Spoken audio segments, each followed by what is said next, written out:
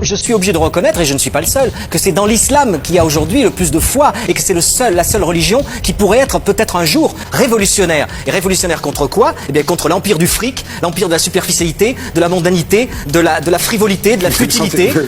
Et qui sont les résistants d'aujourd'hui? Ce ne sont pas les Américains, ce ne sont pas les fils de Bush, ce ne sont pas ceux qui prônent un occidentalisme suffisant et arrogant. Les résistants aujourd'hui, on le sait bien, ce sont aussi les musulmans qui essayent de défendre leur terre ou leur foi. D'accord.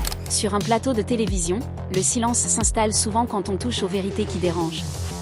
Mais ce jour-là, l'écrivain Marc-Édouard Nab a jeté un pavé dans la mare. Pour lui, l'islam n'est pas seulement une religion de rite. C'est la dernière force capable de s'opposer à ce qu'il appelle l'empire. Un empire bâti sur le fric, le paraître et le vide absolu.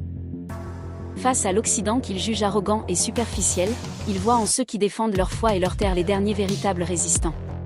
Une vision qui bouscule, qui choque, mais qui refuse le politiquement correct. Alors, provocation littéraire ou analyse profonde d'une époque en perte de repères? Une chose est sûre, ces mots résonnent encore aujourd'hui. Et vous, qu'en pensez-vous?